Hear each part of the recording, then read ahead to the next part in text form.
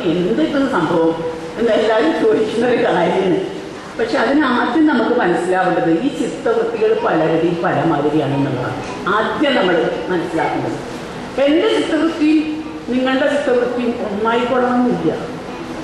ഓരോരുത്തർക്കും ഓരോ തലത്തിലാണ്, ഓരോ ലെവലിലാണ് നമ്മുടെ സൈക്കോളജിക്കലായിട്ട് ചിത്തവൃത്തികൾ. ഇതിനെ വ്യാസനും പതഞ്ജലിയൊക്കെ 5 തലങ്ങളിലാണ് തിരിച്ചിരിക്കുന്നത്. അപ്പം നമ്മൾ തലങ്ങളായിട്ട് തിരിക്കാൻ പറയുമ്പോൾ നമുക്ക് എപ്പോഴും താഴത്തെ തലത്തിന് മുകളിലേക്ക് തലത്തിലേക്ക് പോവുകയാണ് സൗകര്യം. അതുകൊണ്ട് നമുക്ക് പറയുമ്പോൾ ആദ്യം മൂഢമായ ചിത്തവൃത്തി. എന്താണ് മൂഢം? കംപ്ലീറ്റ് തമോ ഗുണമാണ്. ഗുണത്തിനെ ബേസ് ചെയ്തിട്ടാണ് ഈ ചിത്തവൃത്തികൾ. പൂർണ്ണമായിട്ട് അന്ധകാരം തമോ ഗുണമാണ്. അപ്പൊ അതുകൊണ്ട് കോഗ്നിഷൻ മെമ്മറി, അതായത് ഗ്രാഹ്യശക്തി സ്മൃതി എന്ന് പറയുന്ന സംഗതി അവർക്കില്ല.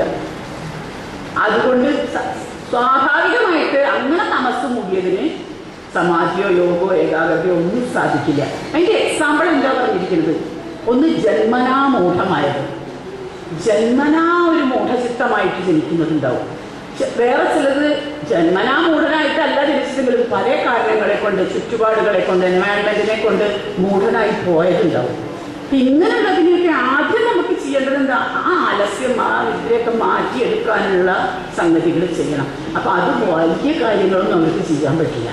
കാരണം അവരുടെ ലെവൽ വെച്ചിട്ടുള്ള സാധനങ്ങൾ ഇവിടെയൊക്കെയാണ് ഞാൻ ഫോർ എക്സാമ്പിൾ ഒരു ഓട്ടിസം പേഷ്യൻ്റ് അല്ലെങ്കിൽ ഓർമ്മയൊക്കെ ശക്തിയൊക്കെ നശിച്ചു പോയ ഒരു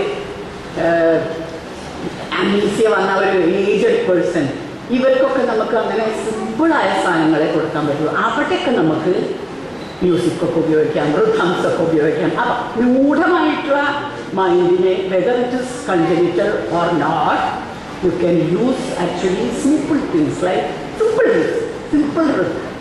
റൈസും റിത്തും ഒക്കെ ഉള്ള സാധനങ്ങളൊക്കെ നമുക്ക് ഉപയോഗിക്കാൻ കഴിയും. അപ്പം അത് ഓരോരോ ലെവലിലാണ് ഓരോ യോഗം. പരിപൂർണമായ യോഗം ഒന്നും അവർക്ക് ഉപയോഗിക്കാൻ കഴിയില്ല. കഴിയുമെന്ന് വിചാരിച്ചാൽ നമ്മളെ പോലെ വ്യക്തികൾ ചെയ്യാൻ പറ്റുള്ളൂ. രണ്ടാമത് ക്ഷിപ്തമായ മൈൻഡ്. ക്ഷിപ്തം എന്ന് പറയുമ്പോൾ അതിൽ രാജസമുണ്ട്, താമസമുണ്ട്. രാജസം ഉണ്ടത് അത് കുറച്ച് ഫിക്കിൾ മൈൻഡായിരിക്കും. ഫിക്കിൾ എന്ന് പറഞ്ഞാൽ ചപലമായിട്ടുള്ള ചഞ്ചലമായിട്ടുള്ള മനസ്സായിരിക്കും. എന്ന് പറഞ്ഞാൽ അതിൽ ആക്ച്വലി നമ്മൾ പറയുകയാണെങ്കിൽ ഈ സംസാര ചിത്തം എന്ന് നമ്മൾ പറയുന്നില്ലേ, എനിക്ക് തോന്നുന്നത് എൻ്റെ നിരീക്ഷണത്തിൽ നമ്മുടെ ഈ ലോകത്തിൽ 99% വരെ അല്ലെങ്കിൽ ഈ ക്ഷിപ്തക്കാർ വളരെ ചഞ്ചലമായിട്ട് ഇരിക്കുന്ന ആൾക്കാരാണ്. എന്ന് പറഞ്ഞാൽ സംസാരിച്ചുള്ള ഭോഗങ്ങൾ, ഒരുപാട് ഭോഗങ്ങൾ, ഇങ്ങനെ ഭോഗവിഷയങ്ങൾ ഇങ്ങനെ 4 വശം ചെതറി കിടക്കുകയാണ് ഓരോ ഇന്ദ്രിയത്തിനും ഇങ്ങനെ മോഹിപ്പിക്കാനായിട്ട്. ഇതിലൊക്കെ ഒന്നിട്ട് ചാടി ഒന്നിലേക്ക് ചാടി, അവിടെ നിന്നിട്ട് ചാടി അങ്ങോട്ട് ചാടി, ഉറങ്ങാൻ ശാഖാമൃഗം മാതിരി ചാടി നടക്കുന്ന ഈ ജാതി ക്ഷിപ്തമായിട്ടുള്ള സംസാര ചിത്തത്തിന് എന്താ പ്രോബ്ലം വരിക? അവർക്ക് കോൺസെൻട്രേഷൻ കിട്ടില്ല, ഏകാഗ്രത കിട്ടുക. കാരണം ആഗ്രഹങ്ങൾ മുഴുവൻ ഇങ്ങനെ ഓടി കളിക്കല്ലേ. അവർക്ക് ഇതാണ് ശരിക്കും ഞാൻ കാണുന്ന, എൻ്റെ ചുറ്റും ഞാൻ കാണുന്ന സാധാരണ മനുഷ്യർ. ആരാരെന്നും പേരെടുത്ത് പറയാൻ നമ്മൾ പാടില്ല. പക്ഷെ മിക്കവാറും ആളുകൾ ഈ ലെവലിലാണ് ഇരിക്കുന്നത്. അവർ പക്ഷെ അവരുടെ ലെവലിലാണ് നമ്മളും എന്ന് വിചാരിച്ചത് ചിലപ്പോൾ നമ്മളോട് സംസാരിക്കുക എന്നുള്ളൊരു പ്രോബ്ലം നമുക്കുണ്ട്. അത് നമുക്ക് ശരിയാക്കണം. എന്നാലും ഇതിനെ ഇങ്ങനെ മോളിലേക്ക് കൊണ്ടുവരും എന്നുള്ള പ്രോബ്ലമാണ് ഏറ്റവും വലിയ പ്രോബ്ലം. വിക്ഷിപ്തത്തിന് വിക്ഷിപ്തത്തിലേക്ക് കൊണ്ടുവരാണ്. പക്ഷെ ഈ ക്ഷിപ്തക്കാർക്ക് ഒരു ഇതെന്താ വെച്ചാൽ അവർ വളരെ ഇമോഷണലാണ്. ഇമോഷണൽ ആയതുകൊണ്ട്, വികാരഭരിതരായതുകൊണ്ട് അവർക്ക് മ്യൂസിക് തെറാപ്പി നല്ലോണം പറ്റും. ഞാൻ ഇവർക്കേ പറ്റൂ എന്ന് പറയല്ല.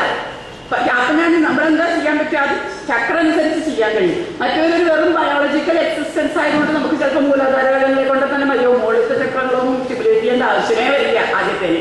രണ്ടാമത്തേന് അതായത് ക്ഷിപ്തക്കാർക്ക് മൂലാധാരം മുതൽ മണിപൂരം വരെയുള്ള രാജ്യങ്ങളൊക്കെ നമുക്ക് ഉപയോഗിക്കേണ്ടി വരും. അതിൻ്റെ ബോഡിക്ക് അവരും പോണില്ല. അപ്പോഴൊക്കെ തന്നെ ഒക്കെ സംഭവം ശരിയാവും. ഈ ലെവലിലാണ് കാണുന്നത്. സത്യം പറയുന്നത് അങ്ങനെയാണ് കാണുന്നത്. നമ്മുടെ മെജോറിറ്റി ഓഫ് പേഷ്യൻസ് ക്ലൈൻസ് ആണല്ലോ നമ്മൾ കാണുന്നത്. Majority of clients are at these 2 levels. അതിൻ്റെ 3ാമത്തെ ലെവലാണ് വരുന്നതാണ് വിക്ഷിപ്തം. വിക്ഷിപ്തം എന്ന് പറയുന്നത് അതിന് ശരിക്കും ഗ്രാഹ്യശക്തി ഉണ്ട്. കോഗ്നിഷൻ ആൻഡ് മെമ്മറി പവർ അവർക്ക് ഉണ്ട് അവർക്ക് ശരിക്കും നന്നായിട്ട്. ലൗകിക തൃഷ്ണയും അവർക്ക് കുറവാണ്.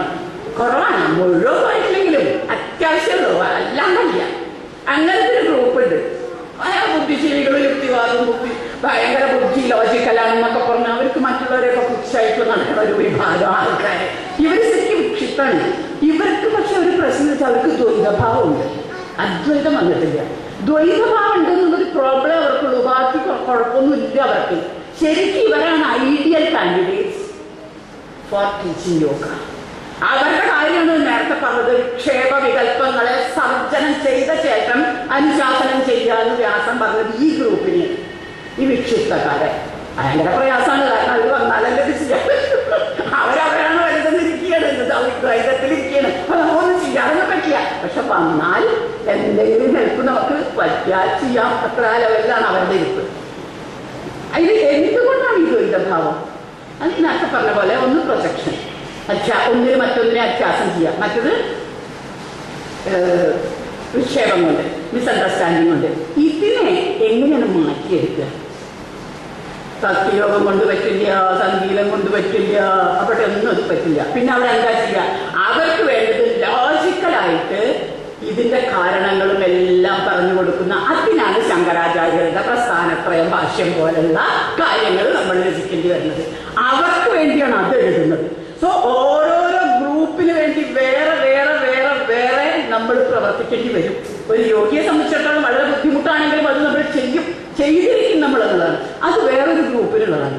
ഈ ഗ്രൂപ്പിനെ മിക്കവാറും മണിപൂരം മുതൽ ആജ്ഞാചക്രം വരെയുള്ള രാഗങ്ങളായിരിക്കും കൂടുതൽ പ്രയോജനകരം. താഴത്തെ രാഗങ്ങൾ അവർ കൂടുതൽ പ്രയോജനകരം. ആജ്ഞാചക്രം അവരുടെ പ്രവർത്തിക്കുന്നുണ്ട് ശരിക്കും. ഇങ്ങനെയാണെങ്കിലും അത് പ്രവർത്തിക്കുന്നുണ്ട്. അതുകൊണ്ട് അവിടെ ആ രാഗങ്ങൾ അവർക്ക് നന്നായിരിക്കും. ഇത് കഴിഞ്ഞിട്ട് നെക്സ്റ്റ് അതാണ് ഏകാഗ്രചിത്തം. എല്ലാ വിക്ഷേപങ്ങളും വികല്പങ്ങളും എല്ലാ സംശയങ്ങളും ഈ ആ മനസ്സ് സത്യം എന്ന ഒരൊറ്റ ലക്ഷ്യത്തിൽ മാത്രം അചഞ്ചലമായിട്ട്, യാതൊരു അനക്കം കൂടാതെ അചഞ്ചലമായിട്ട് ഉറച്ചിരിക്കുകയാണ്. അപ്പൊ അവിടെ അവരുടെ ഏതാ പ്രവർത്തിക്കേണ്ടത്? ആജ്ഞ. ആജ്ഞ മാത്രമേ അവർക്ക് അവിടെ പ്രവർത്തിക്കുന്നുള്ളൂ. ബാക്കി ചോട്ടത്ത് ഒരു ചെക്ക്. ഇത് മാത്രം, ഇത് കോൺസെൻട്രേഷന്റെ സെന്ററാണ്. ഇത് മാത്രം. അങ്ങനെ ഒരു ഈ ഏകാഗ്രം നിരുദ്ധമാവുമ്പോഴേക്കും ശരിക്കും യോഗത്തിന് അവകാശം വന്നു കഴിഞ്ഞു. മറ്റേ മൂന്ന് കൂട്ടർക്കും യോഗാധികാരം എന്നാ പതഞ്ജലി പറയാം. യോഗത്തിന് അവകാശം അല്ല, അധികാരം. പക്ഷെ അധികാരം എന്ന് പറയുന്നത് പവർന്നോ നിങ്ങളെ ഒന്ന് വിലക്കിയെന്നോ അല്ല. യോഗാധികാരം ഇല്ലാത്തത് അവരുടെ ആ ഗുണങ്ങളുടെ ക്വാളിറ്റീസ് കാരണം കൊണ്ട് അവർക്കത് സാധിക്കാത്തത് കൊണ്ടാണ്, അല്ലാതെ നിങ്ങൾക്ക് ചെയ്യരുത് എന്ന് വിലക്കിയത് കൊണ്ടല്ല. അപ്പോൾ ഈ രണ്ടെണ്ണത്തിൽ ഏകാഗ്രം, നിരുദ്ധം. ഏകാഗ്രം കഴിഞ്ഞാൽ നിരുദ്ധ ചിത്തമാണ്. ചിത്തവൃത്തി നിരോധം എന്ന് പറയുന്ന നിരുദ്ധ ചിത്തം. അവിടെ ഈ ഏകാഗ്രത ഒരു നിരന്തര ചിത്തവൃത്തിയായിട്ട് മാറുകയാണ്. ആ സമയത്ത് ആ വ്യക്തിയുടെ ചിത്തം കൈവല്യത്തിലേക്ക് മാത്രം ഉത്ഥാനം ചെയ്യുന്ന സതതോത്ഥായിനിയായ ചിത്തം എന്നാണ് അവിടെ വ്യാസൻ ഉപയോഗിച്ചിരിക്കുന്നത്. എനിക്ക് ഈ വാക്ക് ഒരു സമാഹിത ചിത്തന്റെ മനസ്സ് കൈവല്യത്തിലേക്ക് മാത്രം, മോക്ഷത്തിലേക്ക് മാത്രം സതതോത്ഥായിനിയായ ചിത്തം എന്നുള്ള വാക്ക്, ഞാൻ സത്യം പറയാ ഈ വാക്ക് നമുക്ക് ചില വാക്കുകൾ, നമുക്ക് സംസ്കൃതത്തിൽ ചില വാക്കുകൾ ആരെങ്കിലും നമ്മളെ പറ്റി പറഞ്ഞാൽ ഭയങ്കര സന്തോഷമാവുമല്ലേ? സാധാരണമായിരിക്കും. എന്നെ ഈ വാക്ക് എന്നെ പറ്റി പറഞ്ഞ ഒരേ ഒരു വ്യക്തി സുകുമാർ അഴീക്കോട. എല്ലാവരും പറയും അദ്ദേഹം, പക്ഷെ അദ്ദേഹം മാത്രമാണ് ഇവരുടെ ചിത്തം ഇതിലിരിക്കുന്ന സതതോത്ഥായിനിയായ ചിത്താണെന്ന് പറയുന്നത്. ആ ഒരു വാക്ക് വ്യാസന്റെ വാക്കാണ് മൂപ്പർ ഉപയോഗിച്ചത്. ഇതൊക്കെ ചില സംഗതികൾ അവർ പറയും. അത് കണ്ടുപിടിക്കാൻ ഒരു കഴിവ് വേണം. ഞാനതാ പറയുന്നത്. വേറെ അതിലിക്കാൻ പോണെന്ന് കണ്ടുപിടിക്കാൻ ഒരു കഴിവ് നമുക്കുണ്ടെങ്കിലല്ലേ ഇത് പറയാൻ പറ്റും. ക്രെഡിറ്റ് അത് അദ്ദേഹം മാത്രമേ പറഞ്ഞിട്ടുള്ളൂ, വേറെ ആരും പറഞ്ഞിട്ടില്ല. വേറെ ആരും അല്ലാതെ നമ്മുടെ വേറെ രീതിയിലൊക്കെ കണ്ടിരിക്കുന്നത്. അതുകൊണ്ട് അത് നമ്മളതൊന്നും പ്രശ്നമല്ല. പക്ഷെ ഈ രീതിയിലാണ് ഈ വ്യക്തി പോകുന്നത്, ഈ വ്യക്തിയുടെ ചിന്ത പോകുന്നത്, ഇവരുടെ മനസ്സ് പോകുന്നത്, ഒരു അമ്പ് പോലെ തിരിക്കാൻ പോകുന്നതെന്ന് മനസ്സിലാക്കാൻ ഒരു കഴിവ് ഭയങ്കര വളരെ കുറച്ച് വേറെ ആളുകൾക്കേ ഉള്ളൂ. അപ്പൊ സതതോത്ഥായിനി ആയിട്ടുള്ള ആ കൈവല്യത്തിലേക്കുള്ള ചിത്തത്തിനെ മാത്രമാണ് വിരുദ്ധ ചിത്തം എന്ന് പറയുന്നത് എന്നാണ് വ്യാസന്റെ ഭാഷ്യത്തിൽ പറഞ്ഞിരിക്കുന്നത്.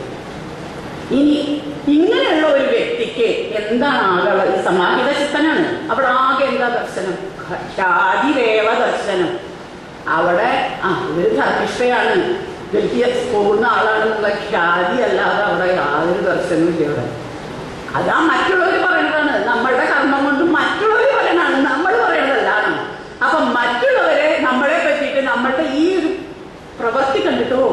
ഇങ്ങനെയാണ് എന്ന് പറയുന്ന ആ ഖ്യാതി അല്ലാതെ നമുക്ക് ഒന്നിനും ആഗ്രഹമില്ല, ഒന്നിനും അവകാശമില്ല. ആളുകൾക്ക് അവകാശമില്ല, പാടില്ല. അതൊക്കെ നമുക്ക് വിലങ്ങാണ്. ആളുകൾ വെറുതെ നമ്മളെ വിളിച്ചുകൊണ്ട് പ്രസംഗിക്കുന്നത് വിലങ്ങാണ്, സത്യം പറഞ്ഞ വിലങ്ങാണ്. നമ്മുടെ സമയം മുഴുവൻ പോവും, ഈ കൈവല്യത്തിലിരിക്കണ സമയം മുഴുവൻ അങ്ങ് പോകും. സോ എല്ലാം വിലങ്ങ് നമ്മൾ വേറൊരു ഫീൽഡിലേക്ക്, അതാ പറഞ്ഞാൽ തലം മാറും. സാധാരണ സംസാര തലത്തിൽ നിന്ന് നമ്മുടെ തലം അങ്ങോട്ട് ഷിഫ്റ്റ് ചെയ്യും. ഐഡന്റിറ്റി കംപ്ലീറ്റ് ഷിഫ്റ്റാണ് അവിടെ. ആ ഷിഫ്റ്റ് വന്നു കഴിഞ്ഞാൽ ആ വ്യക്തിയെ കുറിച്ചിട്ട് വ്യാസൻ പറഞ്ഞിരിക്കുന്നത്, ആ വ്യക്തിക്ക് ഒരേ ഒരു ധർമ്മേ ഉള്ളൂ. അയസ്കാന്ത മണി പോലെ സ്വന്തം സാന്നിധ്യം കൊണ്ട് മാത്രം സമൂഹത്തിന് എന്തെങ്കിലും ഉപകാരം ചെയ്യുക എന്നുള്ള ധർമ്മമല്ലാതെ വേറെ ഒരു ധർമ്മവും ആ ആൾക്ക് അവശേഷിച്ചിട്ടുള്ളൂ. അപ്പൊ ആ സ്റ്റേറ്റിൽ നമ്മൾ എത്തിച്ചേരാൻ ഈശ്വരകൾ കൊണ്ട് സാധിച്ചു എന്ന് പറഞ്ഞാൽ ഇതിലും വലിയൊരു കാര്യമില്ല. ഇത് നമ്മളെ പോലുള്ള സാധാരണ മനുഷ്യനും അതും 1000 ഡ്യൂട്ടീസ് ഒരു മനുഷ്യന് സാധിച്ചു എന്ന് പറഞ്ഞാൽ നമ്മൾ ദൈവത്തിന്റെ മുമ്പിൽ സാഷ്ടാംഗമായ പ്രണാമം അർപ്പിക്കണം അല്ലേ? അതാ വേണ്ടത്. അതിനൊന്നും സന്നദ്ധ ഖ്യാതി പോലും വേണ്ട, എനിക്ക് ആ പ്രസിദ്ധി പോലും വേണ്ട, എന്നെ വെറുതെ വിട്. ആ ഒരു വിനയം നമ്മുടെ ഉള്ളിൽ വന്നുദിക്കും, അറിയാതെ വന്നുദിച്ചു പോകും. അതാണ്. അങ്ങനെ ഇങ്ങനെയുള്ള ശ്രീകണ്ഠകുമാറിന്റെ പുസ്തകത്തിൽ പറയില്ലേ, എന്നെ ചപ്പാത്തി ഇടാൻ വേണ്ടി വെറുതെ ഉപദ്രവിക്കേണ്ടെന്ന് പറഞ്ഞില്ലേ ആ സന്യാസി ഈ മലയപ്രാന്തത്തില്. അതേമാതിരി സ്ഥിതി അങ്ങനെ ആയിക്കഴിഞ്ഞാൽ അത് പരമോച്ചമായ ജ്ഞാനപ്രസാദമാണ്. അവിടെ ആ പരമവൈരാഗ്യം വന്നു കഴിഞ്ഞു. അങ്ങനെ വരുമ്പോൾ അവിടെ എത്തുമ്പോൾ ചില ടെക്നിക്കൽ ടേംസ് ഉപയോഗിക്കും പതഞ്ജലിയും വ്യാസനൊക്കെ. വിശോക വാ ജ്യോതിഷ്മതി. അശോകനായിട്ടിരിക്കും, യാതൊരു ശോകമില്ല. പിന്നെ എന്താ, മനസ്സ് ജ്യോതിഷ്മതിയായി. മനസ്സിങ്ങനെ എൻലൈറ്റഡ് ആണ്. ജ്യോതിഷ്മതി എൻലൈറ്റഡ് യുഗിയാണ്. ഇന്റലക്ട് എൻലൈറ്റഡ് ആയാൾക്ക് പിന്നെ ഇവിടെ ശോകം, പിന്നെ ഇവിടെ ഒന്നുമില്ല, ദുഃഖമൊന്നുമില്ല. വളരെ എൻലൈറ്റഡ് മനസ്സ്. ആ അവസ്ഥ വരുന്നത് ഈ പരമോക്ഷമായ ജ്ഞാന പ്രസാദം വരുമ്പോഴാണ്. ഈ ജ്ഞാനപ്രസാദം ഒരാൾക്ക് വന്നു കഴിഞ്ഞാൽ സ്വാഭാവികമായിട്ട് വേറെ ചില പ്രസാദങ്ങൾ വരും. ഒന്ന് ധാതുപ്രസാദം. ആയുർവേദത്തിൽ പറയുന്ന ധാതുപ്രസാദം നാച്ചുറലായിട്ട് വരും. ഇവർക്ക് ചിത്തപ്രസാദം വന്നു, അധ്യാത്മപ്രസാദം വന്നു, ജ്ഞാനപ്രസാദം വന്നു. ഇതിന്റെ പേര് സത്വപ്രസാദം എന്നാണ്. കാരണം ഈ സത്വഗുണം മാത്രമേ അവിടെ പ്രകാശിക്കുന്നുള്ളൂ. ഈ സത്വപ്രസാദം തന്നെയാണ് വിഷ്ണുപ്രസാദം, വിഷ്ണുവിന്റെ പരമപദം എന്ന് അവിടെ വ്യാസൻ പറയുകയാണ്. അതായത് ഇതൊക്കെ ഒന്ന് തന്നെയാണ്. പ്രസാദം എന്നുള്ളതിന് നിങ്ങൾ എന്ത് പേര് ഉപയോഗിച്ചാലും പ്രസാദം തന്നെയാണ്, അത്രേ ഉള്ളൂ. അത് നിങ്ങൾക്ക് എന്ത് പേര് വേണമെങ്കിലും ഉപയോഗിക്കാം ഏത് ശാസ്ത്രത്തിൽ.